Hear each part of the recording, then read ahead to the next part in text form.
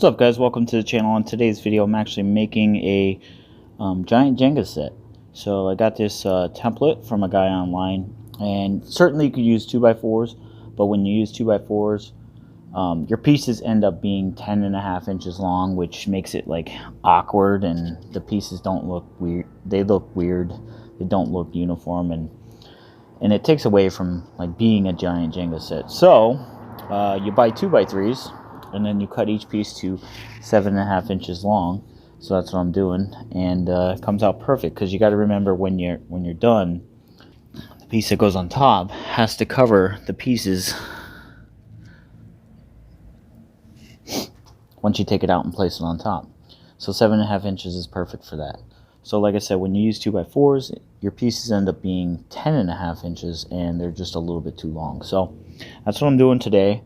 Once I get them all cut, I'm gonna sand them down, make sure there's no rough edges, smoothness all around for the players. Then I'm gonna stain them, probably gonna mark them a little bit, show a little bit uniqueness, and that'll be it. I'll show you guys the whole process when it's done.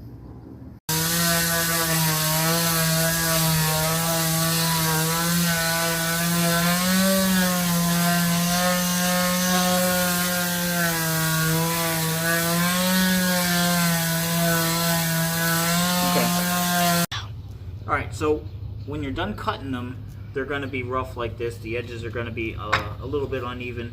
So what you want to do is you want to get all these blocks of wood sanded down smooth, because you don't want anybody to get splinters or little pieces of wood underneath their fingernails or anything like that while they're playing this game. And then when you're done, I'm glad I got a little mouse here. This is called the mouse.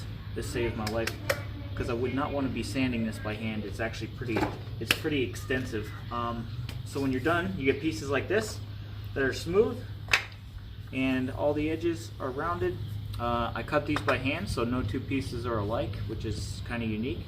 I'm contemplating maybe etching or burning a symbol into it before I stain it, but we're gonna see. For right now, because it's taken so long, I'm just gonna do it like this for tonight.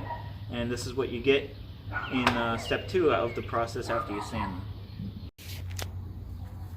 Okay, now here's the finished product. I actually decided not to apply any sort of lacquer or stain to them. A buddy of mine who actually did this himself was saying that when he applied a coating on the outside, it made them sticky, and they didn't slide as good. So I figured we'll just leave them like that, and we'll make sure we don't leave them outside in the rain, and you know, we shouldn't have problems for years to come.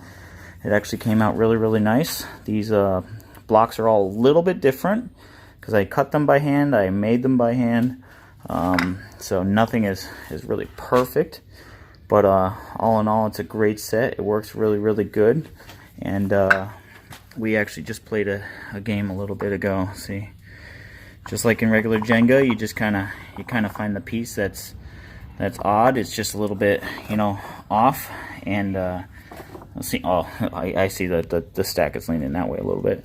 So yeah, you just you have a piece that's a little bit loose, and this is about 2.5 feet when it's stacked up when you start the game, and then once you start transferring pieces to the top, this game grows very fast. So it'll get over 5 foot tall by the time you guys are done playing, and by the time the tower falls.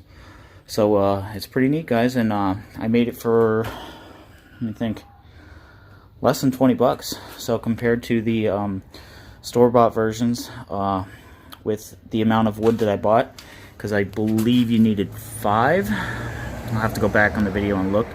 5 2x3s, but I ended up getting 6 just so I had a little bit extra, and I made a base. So the base is not necessarily a box that they go in, but I flipped that upside down, and it has a platform for it to sit on when it's in the yard. So that's what I did, and it worked really good. So there it is, guys, my giant Jenga set that I built myself for a backyard party.